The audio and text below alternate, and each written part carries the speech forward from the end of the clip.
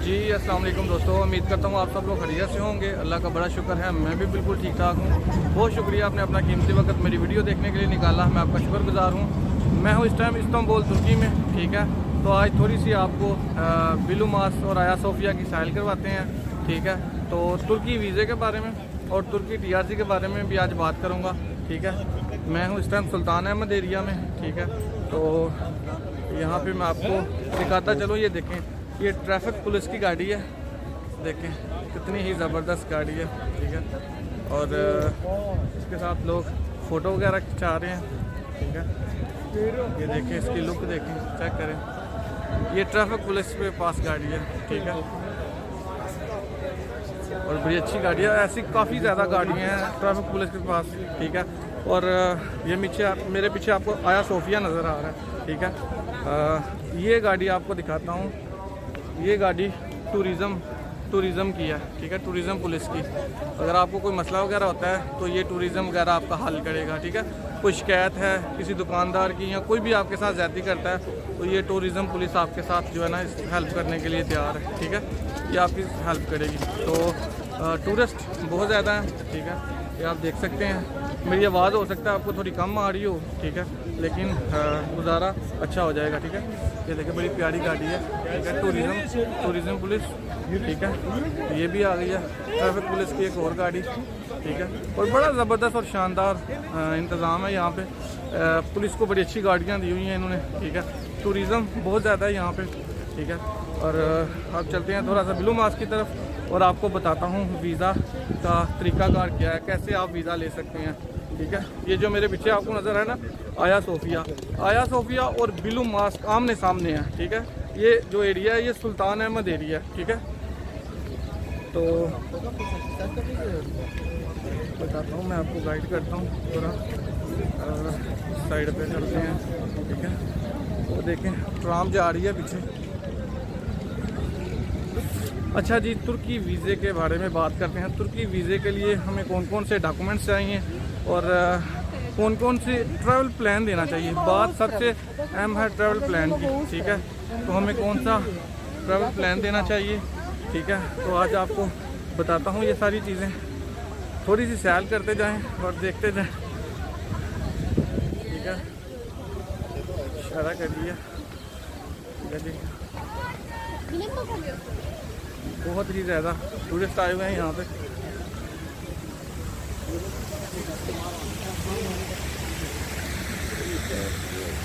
ये देखेंगे, वो मेरे पीछे आपको बिलुमास नज़र आ रही है, ठीक है। ये है बिलुमास, ठीक है। और ये इसका ये शावर लगे हुए हैं, ठीक है।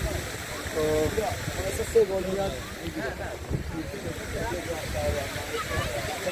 बहुत ही प्यारा है इस्तांबुल। और ये तो एक एरिया है ना जो आपको बता रहा हूँ, ऐसे काफ़ी ज़्यादा एरिया हैं जो बड़े ही खूबसूरत हैं, ठीक है। अगर आप इनको ट्रैवल प्लान अच्छा देंगे तो ये आपको ज़रूर वीज़ा देंगे, ठीक है। और ये सारा कुछ बताता हूँ मैं आपको, ठीक है। मैं थोड़ी सी कोई जगह तलाश कर लूँ बैठने के लिए, ठीक है, बैठने के लिए या खड़ा होने के लिए।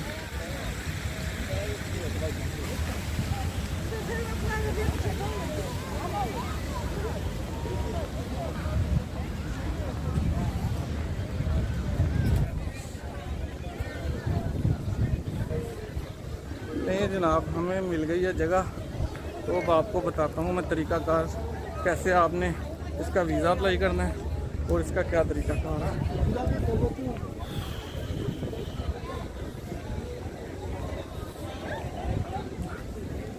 जी दोस्तों, ये मेरे पीछे आपको बिलुमास नज़र आ रही है और ये मेरे पीछे आपको आया सोफिया नज़र आ रही है, ठीक है। तो तुर्की वीज़ा अप्लाई करने के लिए आपको कौन कौन से डॉक्यूमेंट्स चाहिए ये आपको बताता चलूँ। बहुत ध्यान से वीडियो देखनी है आपने। सबसे पहले आपके पास पासपोर्ट होना चाहिए, ठीक है, 6 महीने वैलिड होना चाहिए। फ़ोटो होनी चाहिए बायोमेट्रिक, ठीक है, तुर्की साइज़। और उसके बाद आपके पास यानी कि जो आपकी ट्रैवल हिस्ट्री है वो होनी चाहिए, ठीक है, वो आपने साथ देनी है। उसके बाद आपका ID कार्ड, पोलियो कार्ड, ठीक है, पोलियो आपने जो है ना उसका कार्ड होता है, ग्रीन कार्ड, येलो कार्ड, ठीक है, वो साथ 3 महीने की बैंक स्टेट। अगर आप जॉब करते हैं तो आपका NOC लेटर, 3 महीने की सैलरी स्लिप। अगर आप बिज़नेस करते हैं NT और टैक्स रिटर्न, यहाँ पे बात बड़ी अहम ध्यान से सुनिए, बहुत से लोग वीज़ा अप्लाई करते हैं और रिफ्यूज़ हो जाते हैं, ठीक है। NTN और टैक्स रिटर्न ये क्या होते हैं, ठीक है। NTN आपका बिज़नेस, ठीक है, जो आप बिज़नेस यानी कि करते हैं, अपना बिज़नेस रजिस्टर करवाते हैं, NTN वो होता है, ठीक है।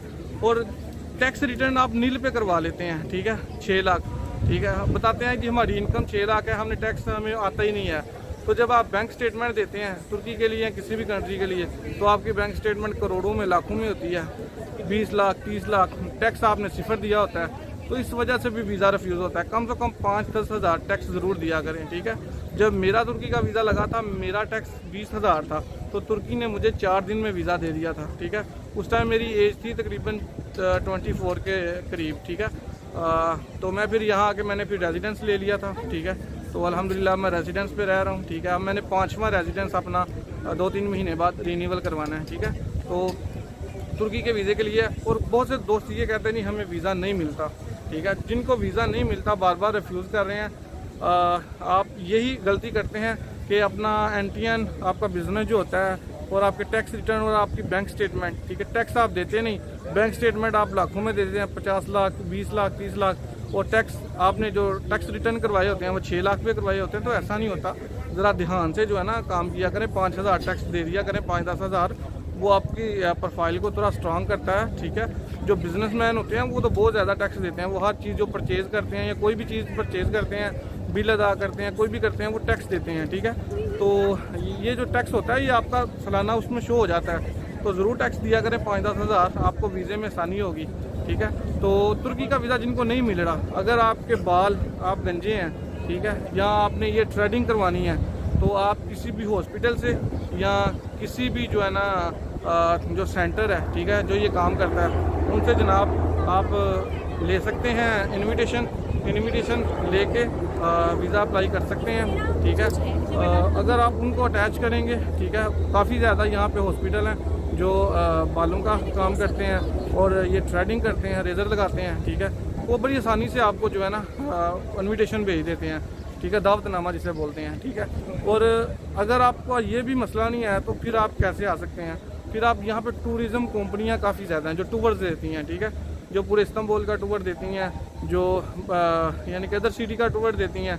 वो टूर आपको उसके प्राइस होती है तकरीबन कह लें $100 $200, ठीक है। उसमें आपको थोड़े से पे करने पड़ेंगे, वो पे करके आप वो टूर परचेज़ करके ना, ठीक है, फिर जो है ना आपको ये 100% वीज़ा मिलेगा, ठीक है। इस वीज़े में जो ट्रैवल प्लान होता है ना, इसका बड़ा किरदार होता है, ठीक है, ट्रैवल प्लान का, ठीक है।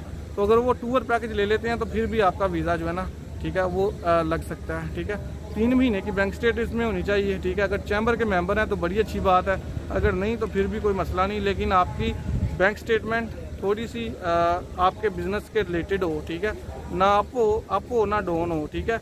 अगर आप सैलरी पर्सन हैं तो आपकी सैलरी भी उसी हिसाब से हो, तो तुर्की आपको बहुत आसानी से वीज़ा देगा, ठीक है। मैंने पहले वीज़ा तुर्की का अप्लाई किया था तो मेरा वीज़ा रिफ्यूज़ हो गया था, ठीक है। तकरीबन 2020 में मैंने 12वें महीने दिसंबर में अप्लाई किया था, मेरा रिफ्यूज़ हो गया था। फिर मैंने सोचा रिफ्यूज़ क्यों हुआ, वहाँ पे जिससे मैंने फ़ाइल तैयार करवाई थी उसने मुझे ना यानी कि शो करवाया था ये जॉब करता है, ठीक है। तो डॉक्यूमेंट्स पूरे नहीं दिए, ऐसे दे दिया। फिर मैंने सोचा इस पर वर्किंग की, यूट्यूब देखी कैसे वीज़ा लगता है, फिर मुझे पता चला जी बिज़नेस पे जो है ना वीज़ा लगता है। तो मैंने फिर बिज़नेस के डॉक्यूमेंट्स अपने तैयार किए। उस टाइम जब आपका वीज़ा रिफ्यूज़ होता था 3 महीने वेट करना पड़ता था, अब तो वेट नहीं, आप रिफ्यूज़ होता है तो अगले दिन ही अप्लाई कर सकते, लेकिन उस टाइम 3 महीने बाद अप्लाई कर सकते थे, ठीक है। तो फिर मैंने मेहनत की, 3 महीने पूरी मेहनत की, अपनी डॉक्यूमेंटेशन तैयार की, बैंक स्टेटमेंट तैयार की, ठीक है। उस टाइम तो जो मेरा बैलेंस था, क्लोजिंग बैलेंस कह लें, वो तकरीबन 5.5 लाख के करीब था, ठीक है। और मुझे बड़ी आसानी से जो है ना वीज़ा मिल गया था, ठीक है।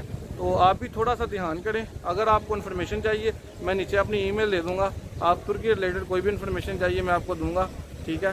तो इंशाल्लाह आपका वीज़ा जो है ना लग जाएगा। आएँ तुर्की को विज़िट करें, तुर्की बहुत ही खूबसूरत कंट्री है और बहुत से ज़्यादा यहाँ पे टूरिस्ट आते हैं, ठीक है, पूरी दुनिया से टूरिस्ट आते हैं, ठीक है। और ये तो एक एरिया है तुर्की का, ठीक है। बाकी एरिया मैं आपको दिखाऊं तो दिखा ही ना सकूं, इतने एरिए हैं और इतने खूबसूरत एरिए हैं, ठीक है।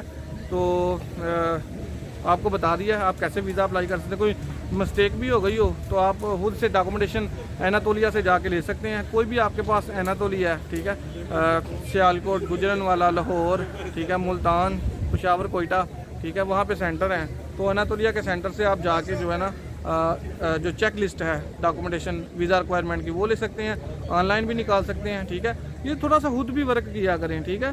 कामयाब होने के लिए मेहनत खुद करनी पड़ती है, ठीक है। किसी के आगे ने 10 लाख ले लें, 8 लाख ले लें, मुझे वीज़ा दे दें, इससे जो है ना वही 8-10 लाख अपने अकाउंट में रखें, अकाउंट चलाएँ और खुद वीज़ा अप्लाई करें। ये सबसे अच्छी बात है, ठीक है। तो जहाँ तक मैंने बात की आपको समझ आ गई होगी, ठीक है। तो अब बात करते हैं टीआरसी की।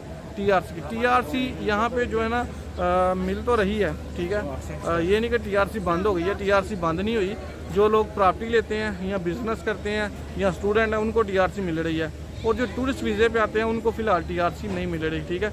लेकिन अभी थोड़े दिन पहले 1-2 महीना पहले हुकूमत ने ऐलान किया था जो टीआरसी लेना चाहे वो ले सकता है, ठीक है। लेकिन उसके लिए रिक्वायरमेंट उन्होंने काफ़ी टफ रख दी थी। उसमें रिक्वायरमेंट ये थी आपको यहाँ पे आके टूरिस्ट वीज़े पे अपना एक रेंट पे मकान लेना पड़ेगा, ठीक है। यहाँ पे अगर आप मकान लेते हैं तो उसके 3 किराए देने पड़ते हैं, ठीक है। 30,000 लीरा के करीब, कम से जो कम है उसका भी किराया 10,000 है। तो 3 किराए पहले देने पड़ते हैं, ठीक है। उसके बाद मकान मिलता है, ठीक है। मकान के बाद फिर एग्रीमेंट होता है, उसमें भी काफ़ी ज़्यादा आपका खर्चा आता है। फिर उसके बाद नोटराइज तुर्की में करवाने पड़ते हैं, ठीक है। उसके बाद फिर बैंक स्टेटमेंट, जितनी देर आपने यहाँ पे रहना है आपके पास उतने पैसे होने चाहिए एवरेज के हिसाब से, ठीक है। तो फिर आपको जाके आप सारा कुछ इतने पैसे लगा के 5-6 लाख लगा के या 4 लाख लगा के या 3 लाख लगा के अप्लाई करते हैं टीआरसी। तो आपको इमिग्रेशन फैसला करेगी आपको टीआरसी देनी है कि नहीं, ठीक है। अगर आप टीआरसी ले भी लेते हैं तो आपको 3 महीने की या 6 महीने की मिलेगी, लेकिन वो रीन्यूअल नहीं होगी, ठीक है। वो 3 महीने 6 महीने बाद एंड हो जाएगा, ठीक है। तो मेरे ख्याल में ये बेवकूफ़ी होगी, ये पैसा वेस्ट करने वाली बात होगी, तो ये नहीं करना चाहिए, ठीक है। आपका अगर आपने तुर्की एक दफ़ा विज़िट किया है तो आप दोबारा वीज़ा साल का मल्टीपल अप्लाई कर सकते हैं, ठीक है। साल के मल्टीपल वीज़े के लिए तुर्की का एक यानी कि विज़िट होना चाहिए। आपने एक विज़िट सिंगल एंट्री पे किया और फिर आप साल का मल्टीपल अप्लाई कर सकते हैं। मेरे ख्याल में ये टीआरसी पे से ज़्यादा अच्छा जो है ना साल का मल्टीपल वीज़ा है, ठीक है। तो मल्टीपल वीज़ा आपको अप्लाई करना चाहिए। ये जो टीआरसी वाली जो हुकूमत ने रिक्वायरमेंट रख दी है ना, ये बहुत ज़्यादा टफ रिक्वायरमेंट रख दी हैं, ठीक है। तो मेरे ख्याल में जो है ना नहीं ये अप्लाई करना चाहिए, ठीक है। तो बाकी जो टीआरसी रीन्यूअल है, रीन्यूअल जो करवा रहे हैं वो तो हो रही है, ठीक है। जिनके पास डॉक्यूमेंट्स पूरे हैं, जिनके पास नफूस है, जिनके पास कोई बिल है पानी का, बिजली का या गैस का, उनके रीन्यूअल हो रहे हैं, ठीक है। और जिनके पास पानी या बिजली का बिल नहीं होता, ठीक है, नफूस होता है, वो जब जाते हैं अपनी फ़ाइल लेके फिर उनसे स्टेटमेंट मांगते हैं, एग्रीमेंट मांगते हैं, काफ़ी ज़्यादा चीज़ें मांगते हैं, ठीक है। तो बिल और नफूस ये आपके पास होना चाहिए। बाकी डॉक्यूमेंटेशन वही है, आपके पासपोर्ट की कापी लगती है रीन्यूअल में, ठीक है। और आपका जो विरगी जो टैक्स देते हैं वो लगती है, इंश्योरेंस लगती है, ठीक है। ये चीज़ें लगती हैं रीन्यूअल में, ठीक है। रीन्यूअल हो रही है, बड़ी ईजी तरीके से हो रही है, कोई मसला नहीं आ रहा, ठीक है।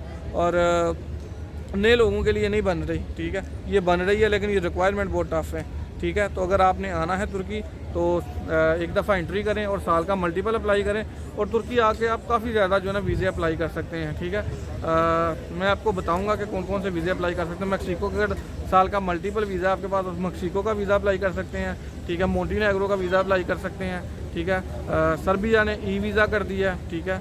और जो है ना और भी काफ़ी ज़्यादा एम्बेसी हैं, ठीक है। अगर आपको और भी इन्फॉर्मेशन चाहिए मुझे ईमेल पे मैसेज करें, इंशाल्लाह मैं आपको बताऊंगा, ठीक है। जितनी मुझे इन्फॉर्मेशन है मैं भी दूंगा, जो मेरे दोस्त यहाँ से पुराने रह रहे हैं उनसे भी लेके दूंगा, ठीक है।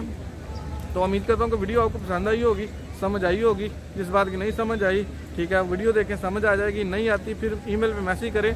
जो आपका सवाल होता है वो लिख के भेजें।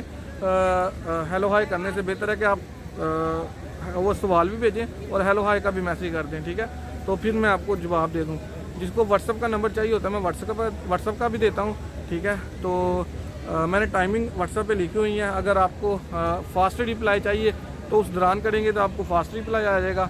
अगर आप थोड़ा आगे पीछे करेंगे तो फिर जो है ना आपको थोड़ा वेट करना पड़ेगा। जब मैं फ्री होता हूँ मैं उसी टाइम रिप्लाई करता हूँ सबको। तो मेरा चैनल को लाइक और सब्सक्राइब ज़रूर करें। आपके मोहब्बत का शुक्रिया। अल्लाह हाफिज़।